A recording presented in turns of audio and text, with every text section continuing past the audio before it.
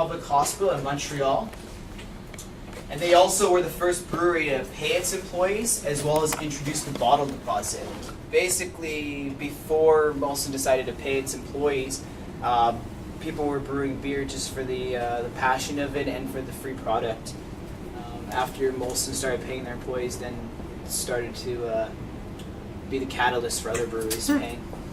Notice this photo here. Back in 1910, Molson had one truck to deliver beer, and the rest of the deliveries were done by horse.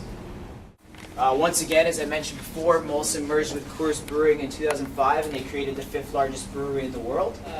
This is basically the filtration system, and down below is the centrifuge, which is the first part of filtration.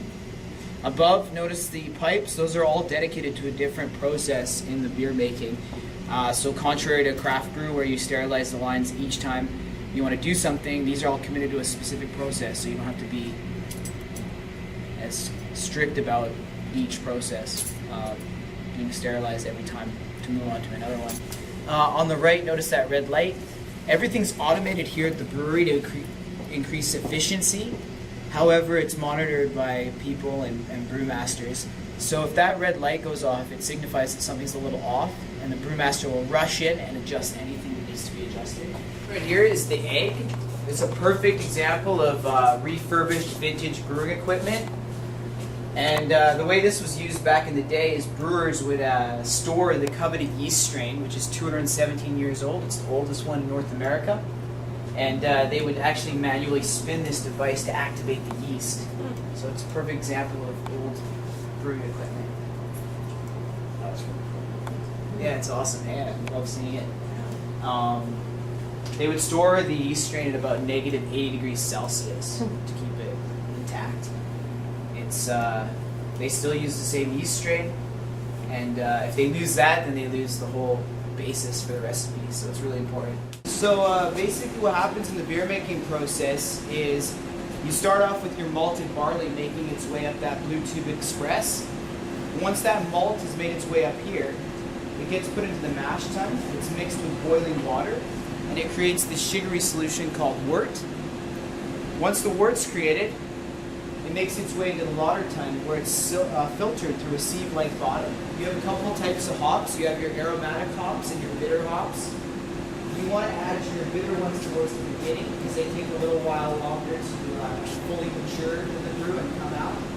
Your aromatic ones are a little more sensitive, and so you want to leave those towards the end of the brew because you don't want to damage any of the flavors or spices that you tend to have in the beginning. Once it's been sterilized and your hops have been added, it's actually brought down to a cooler temperature so it's more manageable. And this happens through a double layered pipe. So the beer goes in one part of the pipe, and then cooling water goes around the other part of the pipe. They don't actually interact. And it brings it down to a more manageable temperature so that you can go into your fermentation and you can add your yeast. Now you want to do that in different ways for different types of beer. You have lagers and you have ales. Your lagers, you want to ferment at cooler temperatures for 7 to 10 days. And your ales, you want to do it for about 3 to 5 days at warmer temperatures. And after fermentation, then you go into packaging. Today, we're going to look at the canning line. We have 3 different types of packages here, obviously, bottles, cans, and kegs. Kegs are unpasteurized, and bottles and cans are pasteurized.